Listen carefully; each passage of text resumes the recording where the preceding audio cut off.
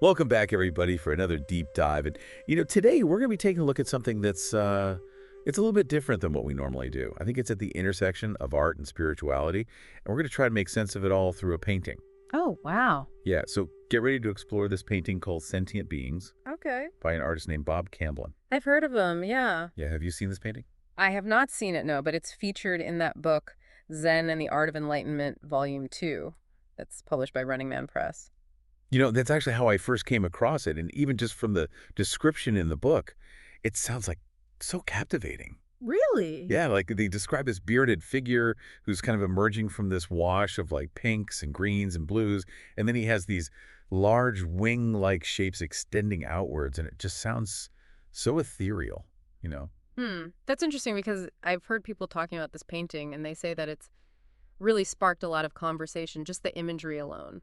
It has, yeah. And it makes you think about all these different themes like transcendence and duality Yeah. and the human condition. Yeah, I mean, even just thinking about what you just said about the bearded figure and the wing-like shapes, makes me think about the contrast there, like the heaviness of this figure, maybe a weathered face, suggesting some kind of experience or even suffering, and then these wings that give him this lightness, this almost angelic presence. Exactly. And that's what we're going to be diving into today. So we've got the painting as our centerpiece, Hmm. but we also have this YouTube video that offers an interpretation of it. Okay, And we have some excerpts from the book where it's featured. sounds good, yeah. So where do we even begin to unravel all of this? Well, let's start with the painting itself. The book actually goes into detail describing Camblin's technique, and it talks about how it's very loose with these overlapping strokes of watercolor and pastel. Oh, wow. Yeah, and they even mention that some elements are left unfinished, which I think adds to this feeling of spontaneity and change. Oh, I see. So like even in the technique itself, there's this idea of impermanence, which is a huge part of Zen philosophy, right? Exactly. It's all about embracing the ever-changing nature of reality. Yeah. So Camblin seems to be reflecting those ideas even in the way he paints. I never thought about it that way, but Hmm. it totally makes sense. And, another detail that stood out to me from the book was that they think the central figure might actually be a self-portrait of Camblin.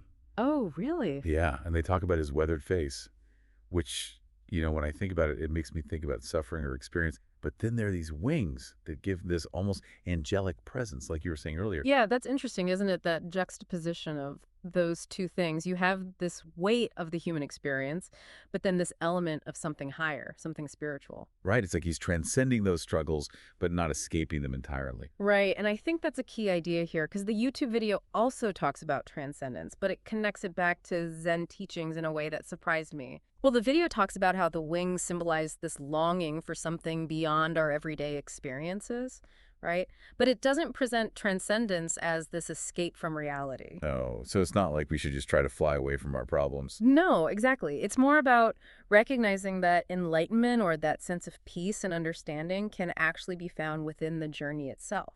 So even those weathered faces, Yeah. those signs of struggle are part of the path. Yeah, precisely. The video actually connects the figure to a specific hexagram in I Ching. Have you heard of the I Ching? I have, yeah. It's this ancient Chinese text, and they connect the figure to hexagram 20, which represents contemplation. Oh, wow. Yeah, it's like the figure is observing the world, reflecting on his experiences, and finding his place within the grand scheme of things. Which is kind of what we're doing right now in a way, with this deep dive. That's true. We are contemplating the painting, we're contemplating the interpretations, and we're trying to connect it all back to this idea of everyday enlightenment. Yeah, and speaking of connections, the YouTube video brings up another interesting parallel. It mentions Lao Tzu, the founder of Taoism, Okay. and his teachings about the unity and balance of opposites. I see where you're going with this. So the painting itself, with its contrasting elements, seems to embody that balance, right? Exactly. You have the weathered face representing the earthly human experience, and then you have the wings symbolizing a more spiritual aspect. It's like Camblin is visually representing that Taoist principle of finding harmony within opposing forces. And the video actually goes on to say that, those wings could represent the Taoist idea of flowing with the natural order, like transcending without abandoning the earthly realm. So it's not about escaping life, but about finding that balance between the physical and the spiritual. Right. And what's so cool is that it's not just Camblin exploring these ideas. The book draws these parallels between sentient beings and the works of other artists too, like William Blake. Oh yeah, he's known for his really mystical and visionary figures. Exactly. And they also mention Audilon Redon, who often depicted these really dreamlike scenes in his pastel drawings. It makes you wonder if there's something inherent in the human experience that kind of draws us to these themes, like this duality and spirituality and the search for meaning. I think you're right. And what's so compelling about sentient beings is that it brings all of those ideas together in this really powerful visual way. It's not just a painting. It's like a springboard for all these big questions about life existence and our place in the universe. Yeah, and in addition to all of that, we also have this book review that adds another layer to our discussion. Right. It suggests that Zen and the Art of Enlightenment is more than just a collection of art and writings. It's like a guide to discovering everyday enlightenment. Hmm.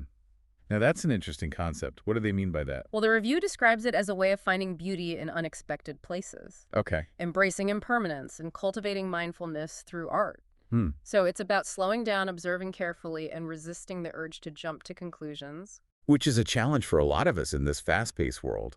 We're constantly bombarded with information and stimuli.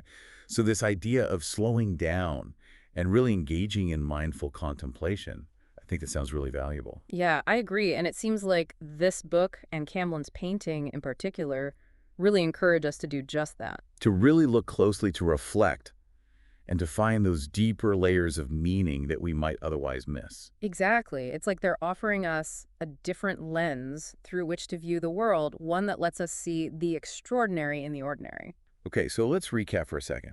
We have this painting that seems to embody these themes of duality and transcendence. Yeah. We have interpretations that connect it back to Zen philosophy and Taoism, and then we have a book that frames it all within this context of everyday enlightenment. That's a lot to unpack. It is, but I feel like we're just scratching the surface here. There's so much more to explore, especially in terms of how all of this connects back to us, to our own lives, and our own search for meaning. Well, then let's dive deeper, shall we? Let's see where this exploration takes us. Picking up where we left off with this idea of everyday enlightenment, this idea that it's not some huge mystical experience that's only for like monks on mountaintops, but something we can all kind of access in our daily lives. I think that's really fascinating. I know it is, and the review actually specifically talks about Camblin's art as like a tool to cultivate that kind of awareness. Oh, really? Yeah, it even describes his work as strange, humorous, and unsettling. Strange, humorous, and unsettling. Yeah, almost like visual koans.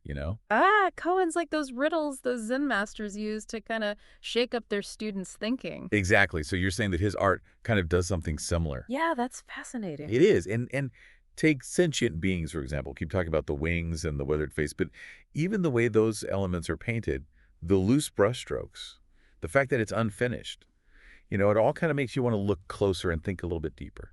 And maybe even question what you think you're seeing. Like, instead of giving us these easy answers, his work kind of embraces the ambiguity and invites us to just sit with what we don't know. Which is a pretty core concept in Zen, right? Right. Like embracing that mystery and letting go of the need to grasp everything. Absolutely. And it kind of brings us back to this whole idea of duality, which is so central to the painting and the book.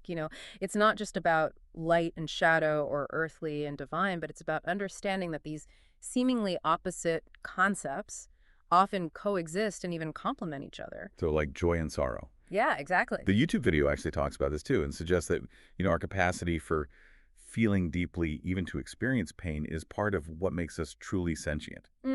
That's a really interesting idea. I mean, we usually think about vulnerability as a weakness, but what if it's actually a strength, a way to deeper understanding? It's like that Japanese concept of wabi-sabi, finding beauty in imperfection and things that are impermanent. Right. Our scars and struggles, they become part of our own unique story. And that story is still unfolding, right? Which I think connects really well with this idea that everyday enlightenment is a journey, not a destination. Exactly. And the book seems to be encouraging us to approach life with a sense of curiosity and openness, like we're always learning and evolving. Speaking of journeys, I'm curious what the book's take is on navigating, Yeah. those inevitable challenges in life.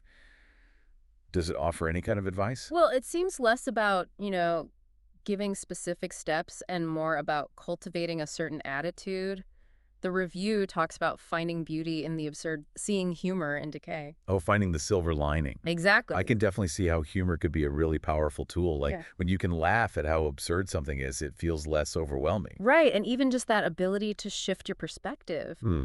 finding a different way to look at a problem, that seems to be a big theme in the book. Like challenging those preconceived notions and being open to new ways of seeing things. Exactly. And, if you think about it, that's what art does too. It forces us to confront things from a different point of view and to question our assumptions. Right. So we've got this interesting interplay between art and philosophy and this concept of everyday enlightenment. But what does this all mean for the listener? What's the takeaway here? I think the most important message is that enlightenment or meaning, or however you want to define it, it's not separate from our lives. It's not about escaping reality, but it's about finding these moments of clarity and connection within all the messiness of our everyday experiences. And that can happen through engaging with art, through, contemplative practices, or even just by slowing down and paying attention to the world around us. Exactly. It's about cultivating a sense of curiosity, wonder, and acceptance, even, and maybe especially in the face of uncertainty and the fact that nothing stays the same. Which brings us back to Sentient Beings, this painting that seems to embody so much of what we've been talking about. Yeah, it's about embracing that duality, the light and the shadow within ourselves and the world around us. It's about recognizing that our struggles and aspirations are kind of all woven together and that they're both essential parts of our journey. Yeah, and ultimately, I think it's about finding beauty and meaning, just in being, in feeling and connecting and aspiring, even if we never really reach some big destination. It's a pretty powerful message and one that I think resonates with a lot of people. Hmm. We all have our wings and our weathered faces, our dreams and challenges. Yeah. And this whole deep dive has been about exploring how we can find meaning and even a sense of enlightenment within that whole complex and beautiful tapestry of life. So, as we kind of start to wrap up our exploration of sentient beings, think about those elements in your own life. Where do you see that intersection of your struggles and aspirations? Yeah. What are those unique experiences that have shaped who you are? And what are the dreams that are still pushing you forward? Embrace that duality, Yeah. the light and the shadow within yourself and in the world around you. And remember the journey itself with all of its ups and downs. That's where the true meaning and beauty is. Thanks for joining us on this deep dive into art spirituality and what it means to be human. We hope it's given you some new insights and inspired you to keep seeking, keep questioning, and keep discovering all that beauty and meaning that's hidden right there in plain sight. It's really amazing to me how just one single painting can spark so much discussion and reflection. It's true. It's like we were given this visual puzzle by Camblin, and now we're all trying to figure it out, find our own interpretations and make our own connections. That's what's so cool about art, though. It doesn't give you just one answer. It's not black and white. It invites us to engage with it in our own way and to bring our own experiences and ideas to it. So even though we're focusing on this specific painting, Sentient Beings, it feels like the conversation is kind of expanding beyond the canvas. It's going into our own lives and thoughts and how we each search for meaning. I think so too. And Yeah. that seems to be what Zen and the art of enlightenment is all about. It's not just about understanding Zen philosophy or appreciating art. It's about finding ways to apply those ideas and principles to our everyday experiences. It's about finding those moments of enlightenment in the everyday, right? Yeah, exactly. The review actually called the book a toolkit for everyday enlightenment. Hmm. Talks about things like slowing down and observing carefully and finding beauty in the unexpected. It's almost like a mindfulness practice. It is. And that idea of mindfulness brings us back to what we were talking about earlier about duality. It's about being present with the good and the bad, the joy and the sorrow, without judging it or pushing it away. So it's not about like forcing ourselves to be happy all the time or pretending the difficult stuff isn't there. No, not at all. It's about recognizing and accepting all of those emotions, the full range of human experience, and realizing that even though they seem opposite, they're actually all connected. Okay, so I'm starting to see how this all fits together. Yeah. We have the painting, which visually represents this idea of duality. Then we have Zen philosophy, which emphasizes being present and accepting. And then we have this book that gives us a way to apply all of this to our lives. Yeah, it's like this exploration with all these different layers. And what's really cool is how each layer adds to the others. The painting gives us this concrete image to think about. The philosophy gives us context and depth. And then the book offers some practical guidance. And for the listener, it becomes this invitation to explore, their own wings Yeah. and weathered faces, Does their it? own hopes and struggles and how those things shape their journey. Yeah, we all have moments when we feel like we're on top of the world. Like we can do anything, and then we have those times when we feel stuck or even broken by challenges. But the important thing is that both of those experiences are okay. They're both part of being human. Right, and it's not about denying the hard times or trying to hold on to the good times forever. It's about finding that balance between the two. And I think that's at the heart of what they mean by everyday enlightenment. It's not about reaching some perfect state of happiness. It's about finding peace and purpose in the midst of all the chaos and complexity of life. Well said.